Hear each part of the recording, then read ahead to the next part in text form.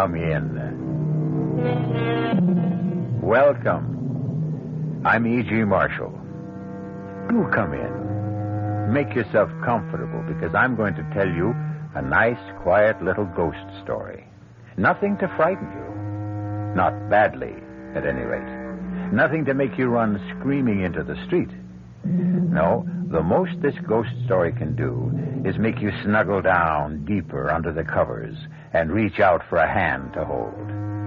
A hand, I trust, that is firm and warm, not clammy and cold. Our mystery drama, The Phantom Lullaby, was written especially for the Mystery Theater by Elspeth Eric and stars Rosemary Murphy and Arnold Moss.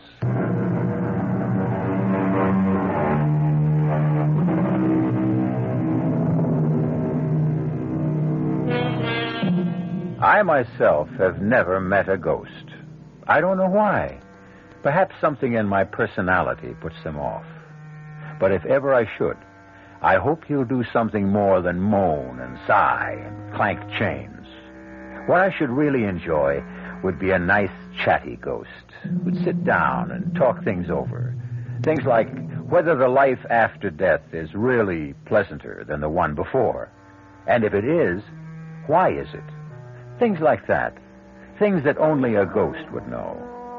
Ah, well, perhaps one fine day or some dark night, if I hold myself in readiness, my ghost will visit me. Meantime, relax, won't you? And listen.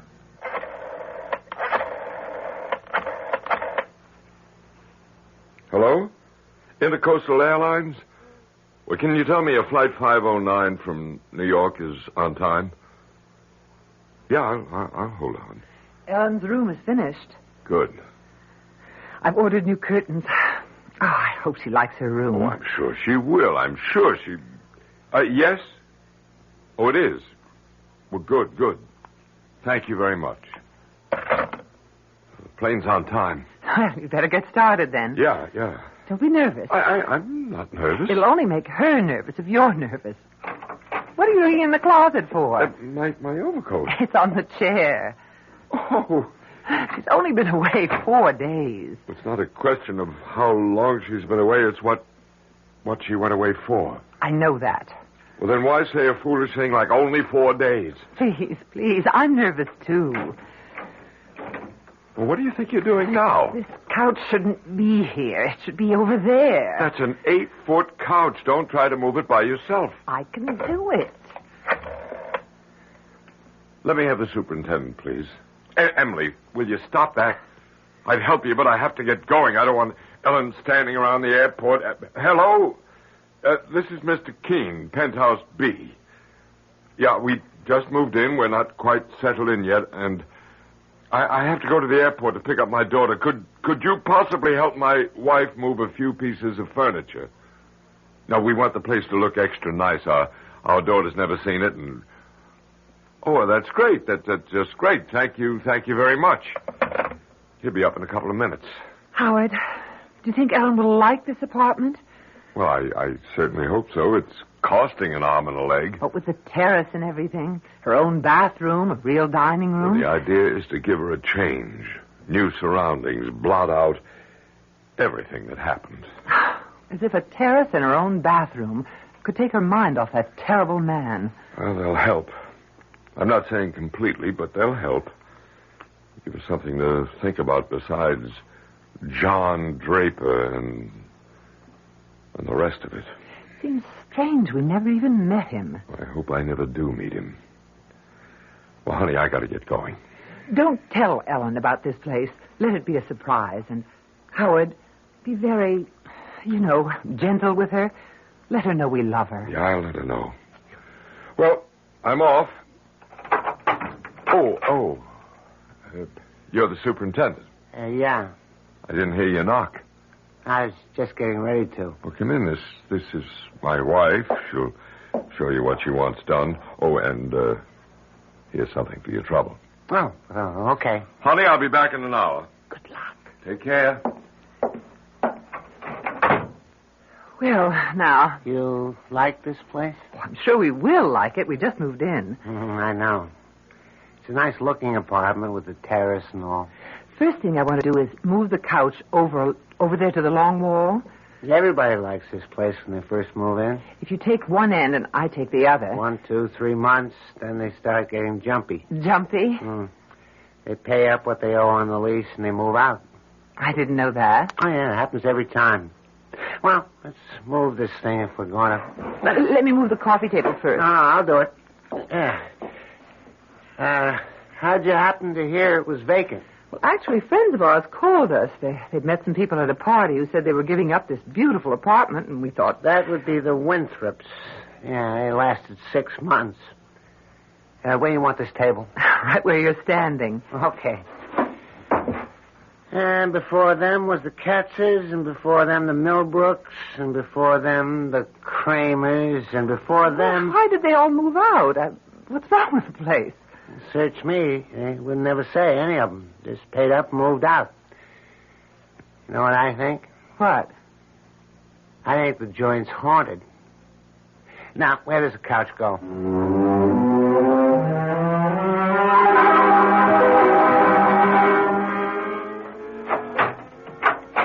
Enter, young lady. Ellen. Darling, it's so good to have you back. I'll put the suitcase in the bedroom. When you see your bedroom, darling, make allowances for the curtains. I had to put up your old ones, and they're too short, but I'm expecting new ones, maybe today. But I got you a new bed. Oh, heavens, the fuss they made about delivering it. So, what do you think? Do you like the apartment? It's very nice. Come, look at the view from the terrace. Come on.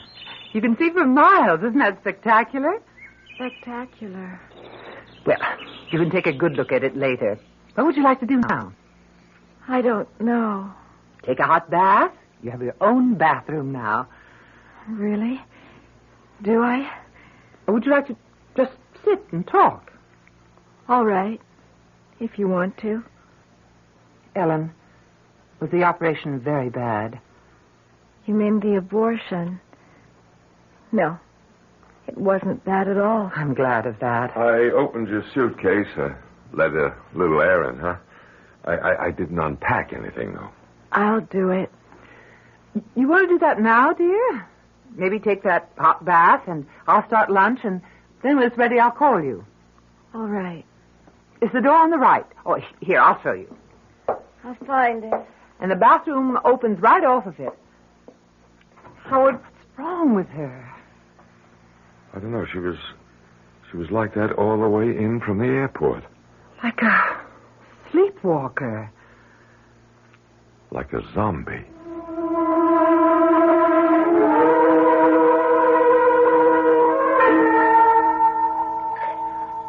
Howard? I'm making us a drink. We need it. How is she? I guess she's all right. Here's your drink. She's lying on the bed just staring at the ceiling. I spoke to her, but she didn't answer me.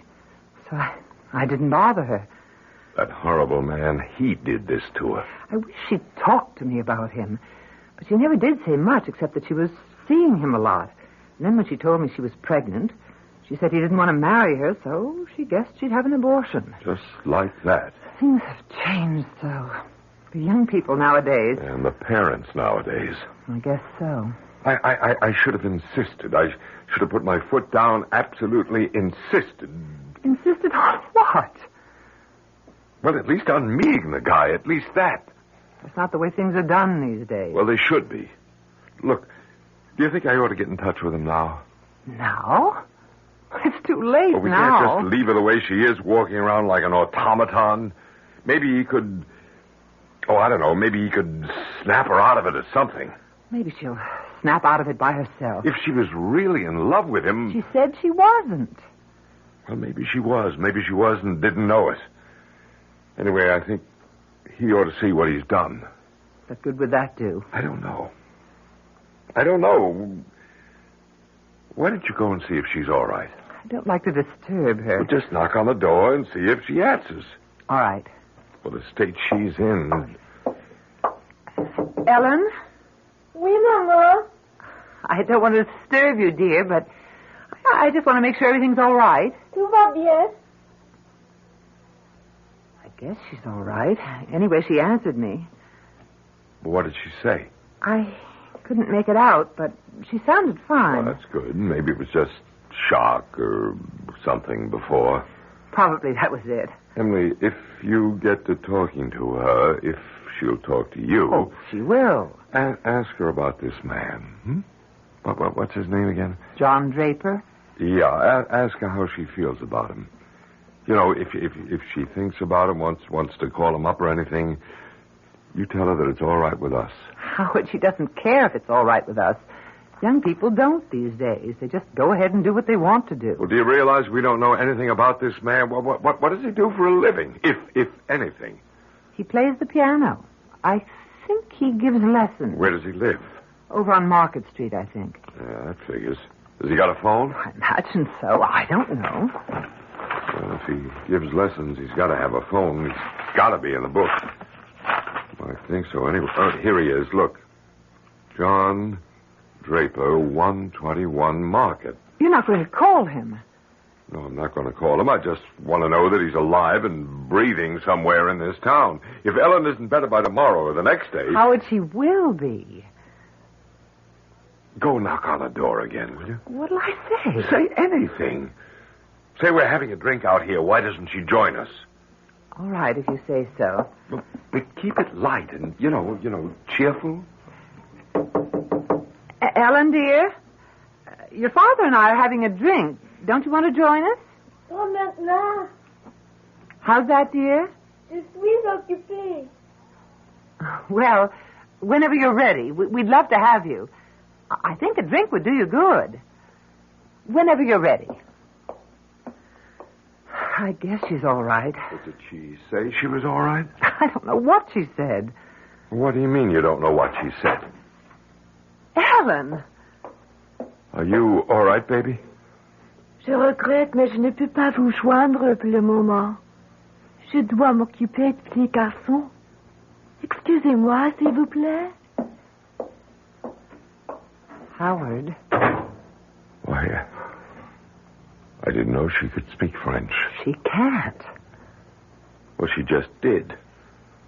I understand enough French to know that. What did she say? Could you tell? Well, she said she couldn't join us just now because she had to take care of the little boy. Do you agree with Anthony Trollope that the chief duty a parent owes a child is to make the child happy? I think I do. And I think in their more beneficent moods, most people do. Why, then, are there so many bitterly unhappy children?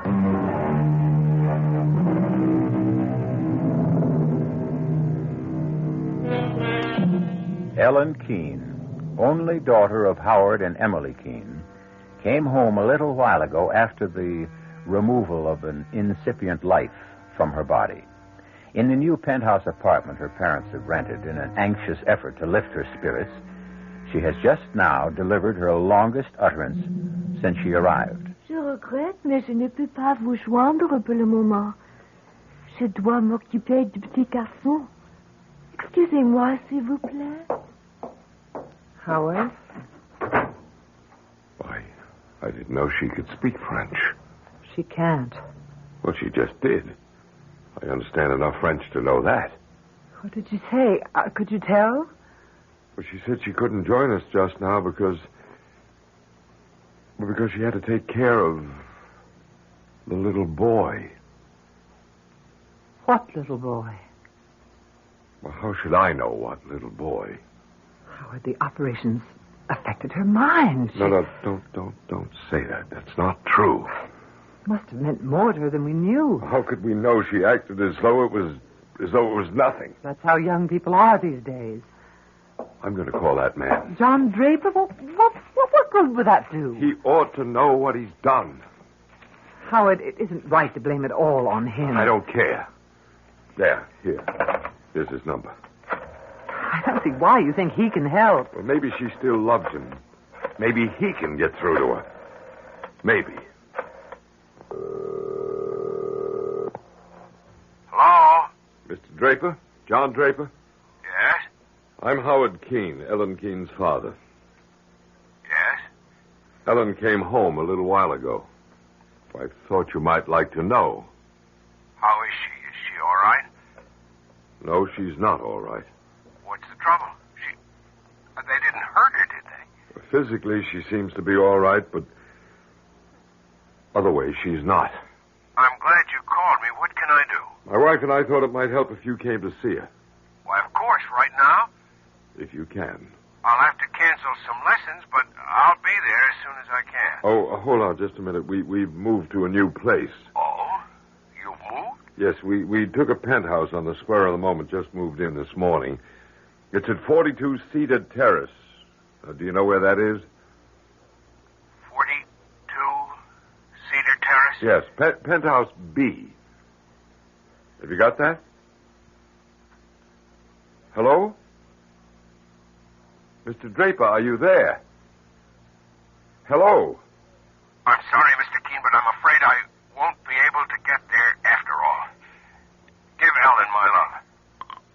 Hello? Mr. Draper? Hello? Howard? I don't get it. He was very nice, very concerned about Ellen. He wanted to help. He wanted to come to see her right away, and then all of a sudden, when I gave him the address, he made a sudden switch, and he said he was sorry. He couldn't. Why would he do that? Thought it over, I guess, decided he wanted no part of it. But you said he sounded nice at first. He's not going to get away with it. Howard, what are you going to do? What was his address again? It's right there in the phone book. I'm going to get him to see Ellen if I have to drag him here. What's the address? 121 Market Street. Howard, I wish you wouldn't go. I'll be back in half an hour. You stay right here. You think I should call Dr. Stone? No, not yet. Well, what could we say to him? That our daughter talks to us in French when she doesn't know any French? That she says she has to take care of a little boy when there isn't any little boy? No, you just stay here with her, and I don't think she'll get violent or anything like that, and I'll be back in half an hour with Mr. John Draper. Oh, dear.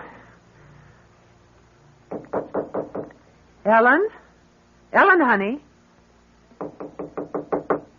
Ellen, don't you want to come out now and have some lunch? I could fix us both a sandwich and some soup. Je suis occupée. We haven't had a chance to talk. Va-t'en, maman. You're sure you're all right? Tout va bien, maman. That's the phone buzzer from downstairs, dear.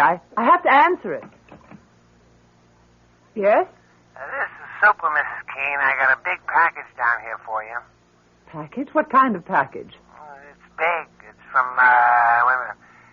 Standish Decorators. Oh, it must be the curtains for my daughter's room. You want me to bring it up? Yes. Would you please? Yeah, I'll be right up. Thank you. Ellen, darling? Ellen, the curtains for your room have come. You remember I told you I ordered new ones? What do you think? Shall we take down the old ones and put up the new ones? I'm dying to see how they look. Ellen, dear? Ellen? Voilà, mon petit. Ne pleure pas, mon petit. Ellen? Ellen, answer me. Va-t'en, maman. Je suis occupée. Dear God. I don't know what to do. I don't... Yes, I'm coming. I'm coming. Just a minute. Your package, Mrs. Keene. Thank you. Thank you. You, okay, Mrs. Keene? What? Well, you look kind of peculiar. I do? What's the matter? Ghosts been bothering you? Ghosts? I told you the place was haunted. Yes, you did, didn't you? Didn't think they'd be getting to you so soon, though. Look, come in for a minute, will you? Do you mind? I'd like to talk to you. Oh, yeah, okay. Tell me, why you say this apartment is haunted. It was just a guess. You don't really know, do you? No, I don't really know about this apartment, no, but I know quite a lot about ghosts from personal experience. Tell me what you know. Well, I guess everybody knows that ghosts are no more and no less than the spirits of the dead who won't leave the earth, right? I mean, that's pretty obvious, wouldn't you say? I wouldn't know anything about it. Oh, well, I thought everybody knew that. Well, that's what they are. The only difference between one ghost and another being why they won't leave the earth, why they keep coming back to haunt. And there's various reasons why. Like what? Well, they could be they're in love with some live person who returns that love even after death. That's one reason. What other reasons are there? Well, there's a ghost that won't admit to death, a ghost who resents the people who've gone on living. Now, this, generally speaking, is the ghost of some person who is used to lording it over everybody in life and comes back to try to lord it over them some more. That's another reason for ghosts. What other reasons? Then there's the kind that just can't understand how it happened. How what happened? Death. Their own death. That's the kind of ghost I understand very well. My sister's one of those. You mean your sister doesn't understand how she happened to die? Is that what you mean? She was 12 years old. She was on her way to school. And a car came along with a drunken driver behind the wheel, and the car swerved up on the sidewalk and killed her. She never knew what happened. Before she knew anything, she was dead. And her ghost comes back? Every night. Every night I wake up and hear crying. What do you do? I try to explain it to her, but what can I say? It doesn't make any sense. Drunk in a car and her on her way to school. No, it doesn't make any sense. It makes more sense to kill yourself, don't you think? That way you got something to say about how you go and when. Not just leave it up to some drunk in a car. Well, that's my opinion anyway. All right, I better be getting back downstairs. Couldn't you just stay for a little while? I don't feel like being alone right now. My husband will be home in about half an hour. He went to see somebody over on Market Street. No, I can stay a little while if you like me to. I'd appreciate it. We'll talk about ghosts, huh? That's my favorite topic. Ghosts.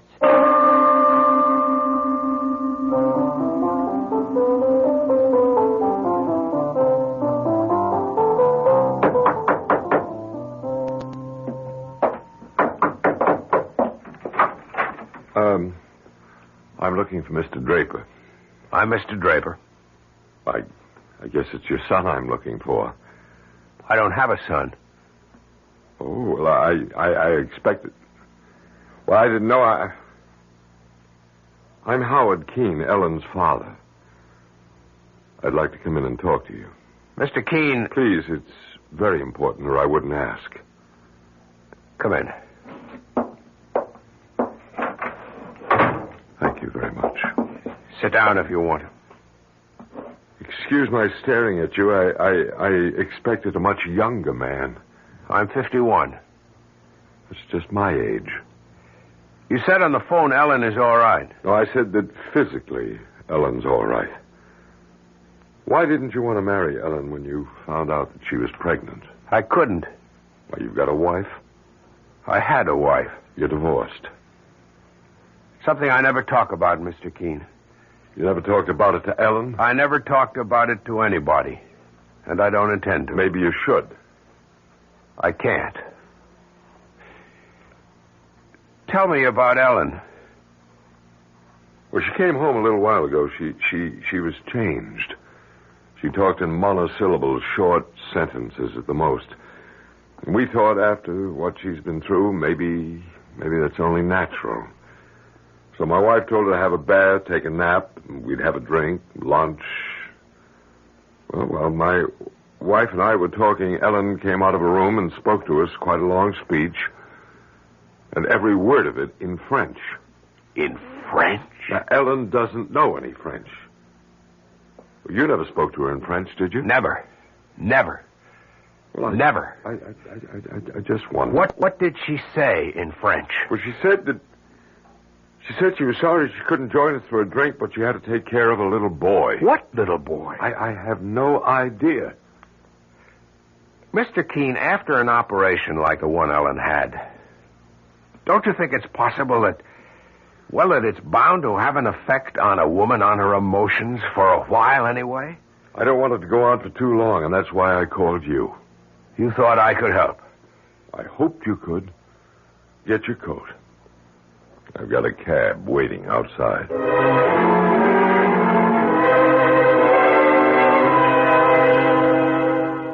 Now I've told you everything I know about ghosts, Mrs. Keene. Have you seen the one that's haunting this place? No. I'm not even sure there is one. Well, I'll be getting on downstairs if you don't need me for anything. Well, if you could, I'd really appreciate your helping me put these curtains up. If you have the time. Oh, yeah, I got a few minutes. They're for my daughter's room. I'm not sure we should go in there. She's been resting. I'll tell you what, I'll knock on her door. If she's up, I know she'd love to see the curtains. Ellen, dear, it's Mother. The superintendent is here, and if it's all right with you, we'd like to put up the new curtains. You know, I told you before they just came from the shop. Ellen, dear, I'm going to open the door and come in because I think you've been by yourself long enough. I really do. Ellen? Oh! What's the matter? Oh! Mrs. Keene, what? Good Lord. She's not moving. She's not breathing. Her eyes are wide open. She's dead. She's not dead. Don't say such a thing. Don't you dare say such a thing. Mrs. Keene, what are you doing? Calling the doctor, you fool. Doctor won't do any good. She's dead.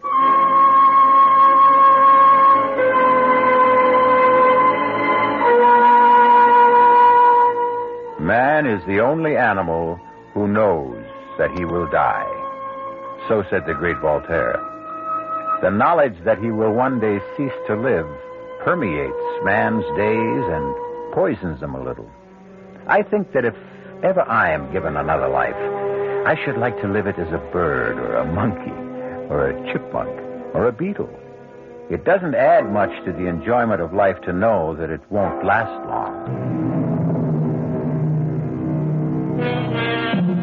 You'll remember I promised you a quiet little ghost story? I think I've kept my promise so far. Though, of course, in any story, there must be an explosion or two. At this moment, Mr. Keene, Ellen's father, is preparing to enter a taxicab with Mr. Draper, Ellen's one-time lover. Is that married? Yes. But you weren't divorced? No. Your wife died? Yes. I see. How long ago was that? What? How long ago did your wife die? 25 years ago. Did you and your wife have any children? Yes.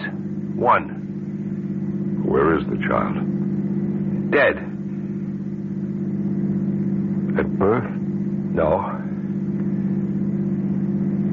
I feel a little bit like a heel asking you all these questions, but I'm concerned about my daughter. I'm concerned, too, or I wouldn't have come with you. I understand. I think I understand. You've never wanted to get married again, is that it? Never. Even after all these years? I met my wife in Europe towards the end of the war. The big war. I'd been doing very well in business. I was on my way to making it big when I got drafted. I didn't like being drafted, but I went anyway, and she was the one bright spot in an otherwise drab and miserable Army career. I brought her back here. She had a child, and they both died. I stopped making money. I started playing the piano, and I have been at it ever since then. But you were in love with Ellen. I hope you don't mind my asking. I don't know what that means, to be in love. I'm not saying there's no such thing, but if there is, I've forgotten or I never knew what it's like. I'm very sorry for you. It's very kind of you, but don't bother. Cedar Terrace is the next right turn, driver. Are we nearly there? Next right, about half a mile. My wife and I just moved in. We wanted to do something for Ellen. We heard through friends about this marvelous apartment that was suddenly available, a penthouse of all things. Penthouse B, you said? Yeah, we took it on an impulse, thinking it'd be something for Ellen to come home to take her mind off everything. You know, what she'd been through. And did it? Well, no. No, she's hardly said a word about the place since I brought her home from the airport. She's hardly said anything about anything. Just a few words of French, and that one thing about not being able to have a drink with us before lunch because she had to look after a little boy. How could she speak French when she doesn't know any French? And what little boy did she have to look after? I don't understand any of it, not any of it. Hold on. We're almost there. Maybe Ellen will be all right, more of herself anyway, and then you can ask her. You just hang in there for a couple of minutes more.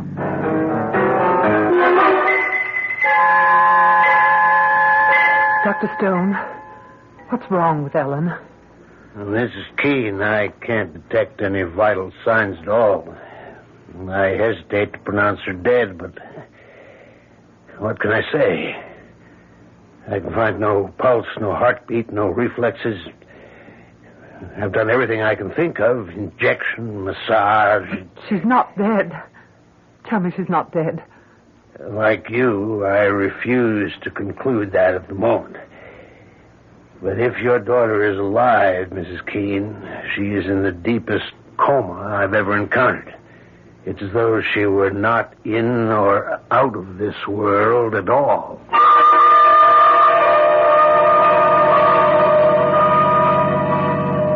It's that tall building on the corner, driver, number 42. A very tall building. How's that?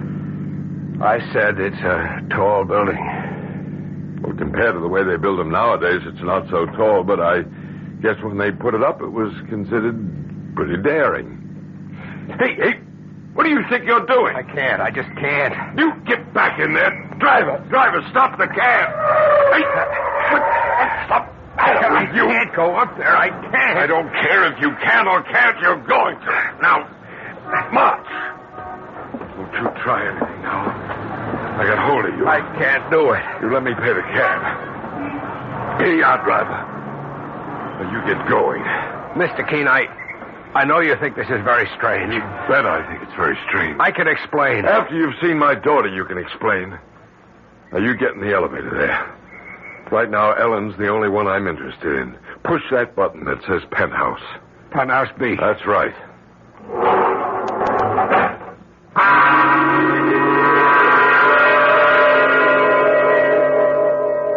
Mrs. Keene, if Ellen isn't dead, and I'm still not convinced, then she's either in a very, very deep coma or... here I'm getting into territory that I don't understand at all. She's in a trance. A trance? We hear of these things, people who can control their body functions. I was told of a man who could make one half of his arm stone cold and the other half blood warm. He could do it at will, or so I was told. I can't believe it. Do you believe it? Mrs. Keene, there isn't a doctor alive today who would deny the power the human mind has over the human body. But... oh, that must be my husband. Well, I want to talk to him. I'll only be a second. Yes, I'm coming. Howard. Mr. Draper? That's him. I'm Ellen's mother. Howard, I called Dr. Stone. He's with Ellen now. He wants to talk to you. I'm in here, Mrs. Keene. Dr. Stone, how is she? She shows no vital signs of life at all. You don't mean that she's dead? Oh, no, she can't be. Emily, what happened? Mr. Keene, we don't know precisely what happened, and I don't... Well, for some reason I can't really explain, I don't think she's dead. Either she's in a deep coma or she's in a trance state. Well, what's that, a trance state? It's something medical men know very little about. So I want your permission to take her to the hospital and have her examined by another doctor there. And if he gives us no convincing diagnosis, we'll call in a psychic healer. You have our permission to do anything you have to. Of course. All right, I'll call an ambulance. Mr. Draper, I've been very rude. We've paid no attention to you at all. Thank you so much for coming. It's quite all right. You can see we're beside ourselves with worry. Yes, I can see that. There's an ambulance service. There's Dr. Stone. Mrs. Keene, do you suppose that I could see Ellen? Oh, I don't think so. Not now. Why didn't somebody wake me up? Ellen. Thank you. Darling. Is it time for lunch? Ellen, how do you feel? Dr. Stone. What are you doing here? And John, you know, it's funny. I thought I heard your voice, but then I decided I must have imagined it. Yeah, but how do you feel, Ellen? Well, I feel perfectly fine. I had a wonderful sleep. You're sure you feel all right? Well, I just told you I feel fine. I was tired when Daddy brought me home from the airport, but I had a lovely nap, and now I'm fine. But what are you doing here? And John, how did you get here? How did you know where to come? Your father, he told me. Oh, really? Oh, that was nice. Then you've met. Yes, we've met. You'll stay for lunch, won't you, John? Mother, is that all right? Is there enough for John, too? Yes, dear, there's enough. But first, don't you think you ought to bathe and change your clothes? I guess I should. I was going to do that before, wasn't I? When I first got here. But then I got busy with something or other, and I forgot all about it. Want me to come with you, dear? It would be nice. We haven't had a chance to talk, have we? No, but we will. See you off for lunch. Yes, Ellen. You'll stay, Mr. Draper?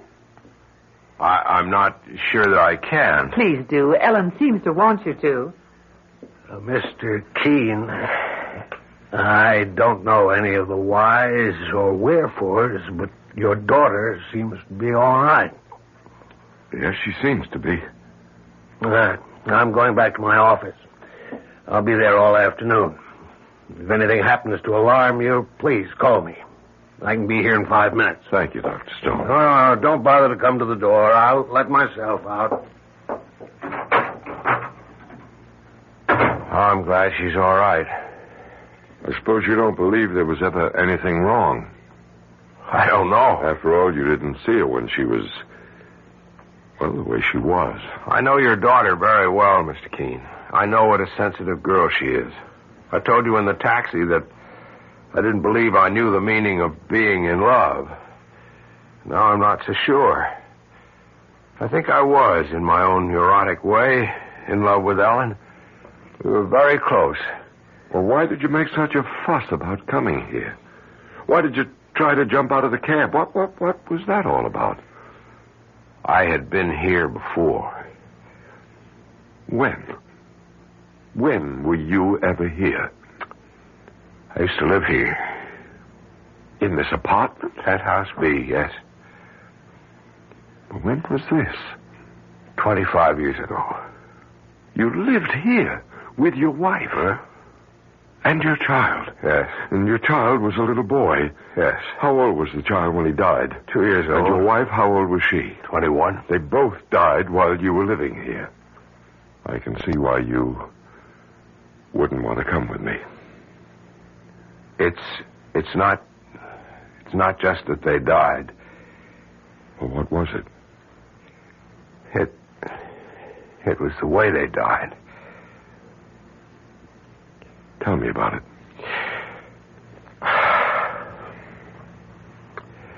When I came back from Europe, I started up in business again. The business which the war had so rudely interrupted. I was determined to work my way up the ladder again, and I threw myself into my work. I think my wife felt neglected. Truth is, I did neglect her. But it wasn't just my neglect. She was a foreigner. Even after 3 years, she hadn't learned to speak English. She was shy. She didn't make friends. She was alone a great deal, except for the child. And one night, I was at my desk working over some papers when she came into the room with a child in her arms. She spoke to me. I don't remember what she said, but I remember that she spoke to me. I had every intention of answering her. But I didn't want to be bothered at that precise moment. Half a minute later, I turned around and she wasn't there. She had jumped from the terrace. She had jumped from the terrace with the child in her arms. Good Lord. Do you think it's possible... I know how far-fetched it sounds, but is it possible that the little boy Ellen told us she had to look after was the ghost of your son? I don't know what else to think. Do you? Tell me something. What nationality was your wife? My wife is French. It all begins to fit together, doesn't it? When you stop and think about it.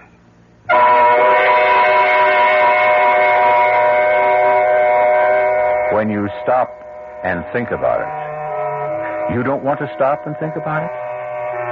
That such things don't bear thinking about? All right. Don't stop. Go right on doing the things you've always done. Waking in the morning, putting in the hours until it's time to go to sleep again. Don't, for an instant of your busy day, think about such things. But that won't make the things go away. Now, will it?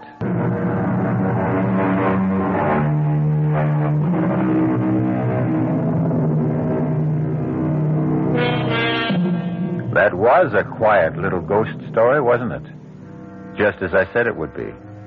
Personally, I prefer ghost stories to be quiet. For ghosts, generally speaking, having no physical equipment, tend to be quiet. But like so many living people who are quiet, ghosts are also tenacious and persistent. And they are everywhere. Our cast included Rosemary Murphy, Arnold Moss, Mason Adams, Corinne Orr, and Robert Dryden. The entire production was under the direction of Hyman Brown. This is E.G. Marshall inviting you to return to our Mystery Theater for another adventure in the macabre. Until next time, pleasant dreams.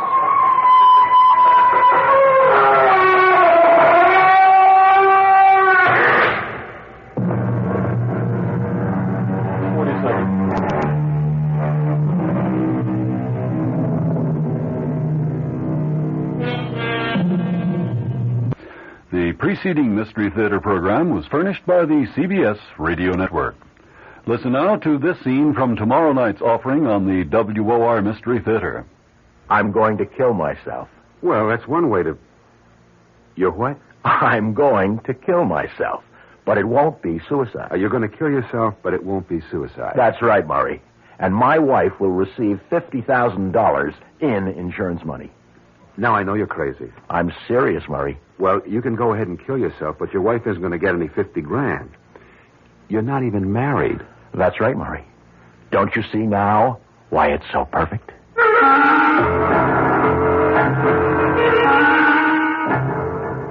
Dressed to Kill stars Robert Morse and will be heard tomorrow night on the WOR Mystery Theater, following Fulton Lewis at 7 o'clock.